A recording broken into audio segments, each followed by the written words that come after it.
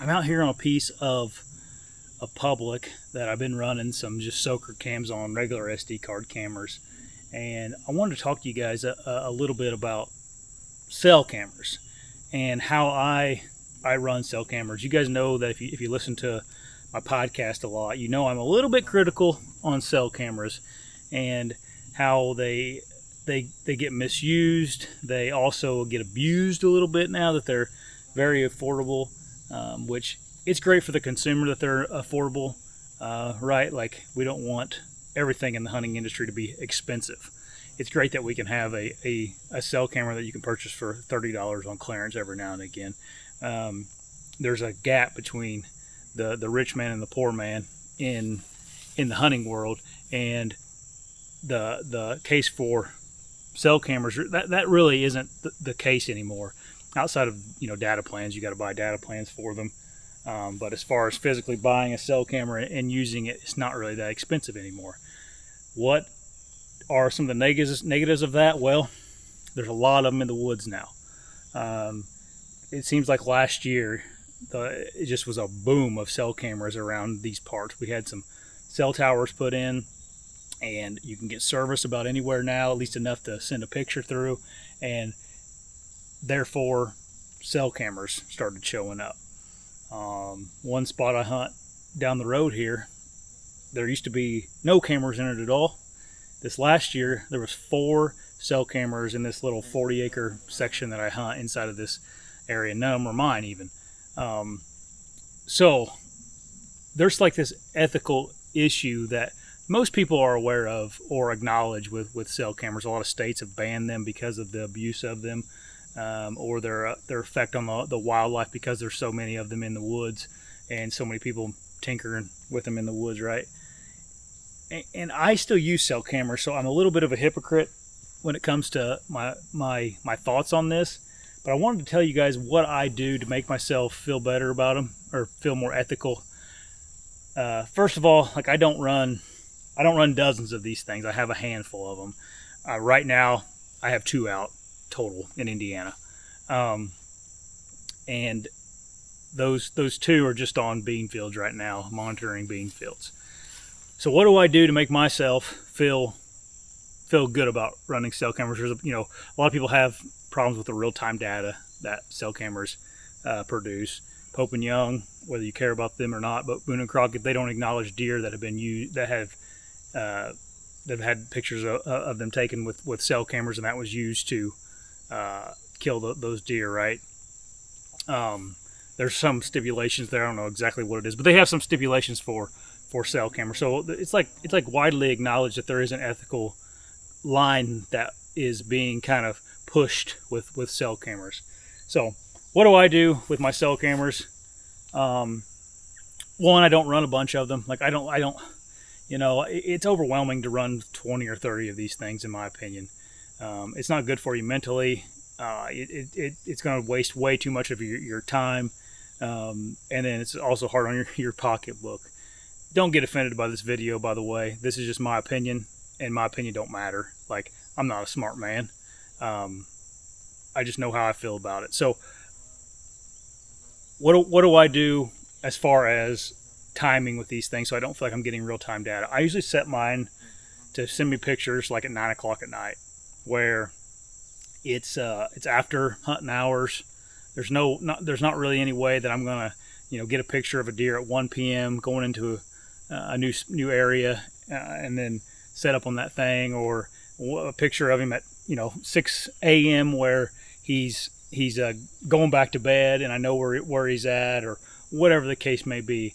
So I always have, I don't do real-time data or real-time uploads on my cameras. I do them once a day, and if I could do it less than that, I would. Most, at least the ones that I've messed with, their transmission times are just at least once a day. It's the least amount you can do on the cell cameras, and there's a lot of benefits to doing it that way. Your batteries last longer.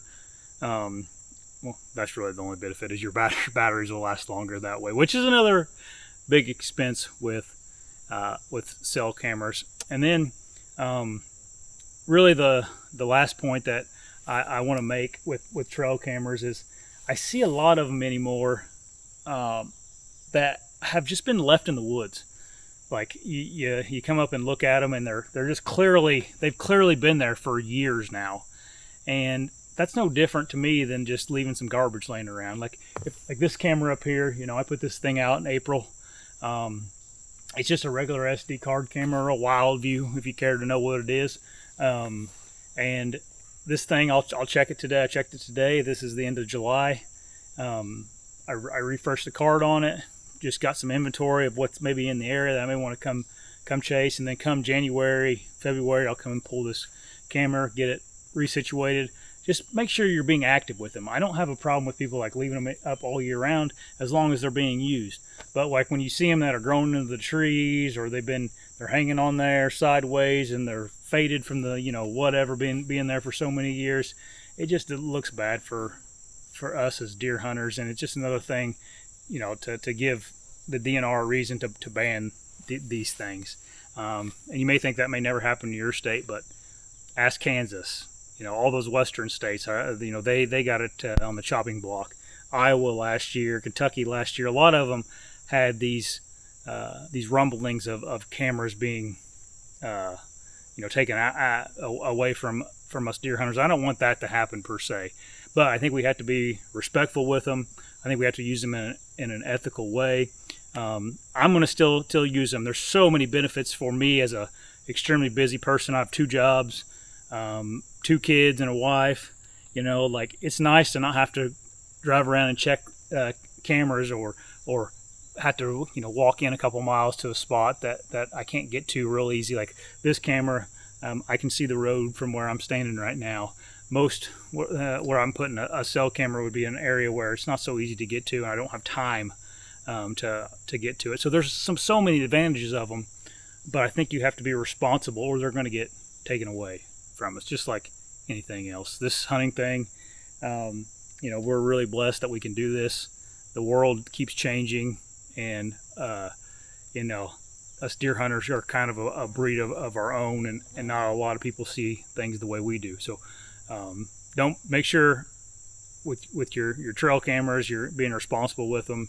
You're using them in a manner that is helpful for you as a hunter, because you can really screw things up with trail cameras.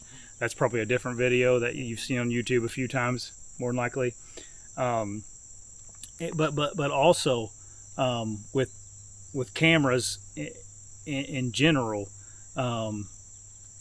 the whole spot burning thing, or not spot burning, but like spot holding thing. Like, don't be that guy either that buys 75 cameras just so that you kind of can claim a spot. There's nothing more frustrating to me than getting to a parking lot and communicating with a guy that's there, and he's like, "Oh, I got a camera in there," and he kind of looks at you like, "Don't go in there." That's so rude, and just like the lowest form of hunter, in my opinion. So don't be that guy. Also, I want to give you a good example. I got a couple good examples. I was hunting a spot in southern Indiana.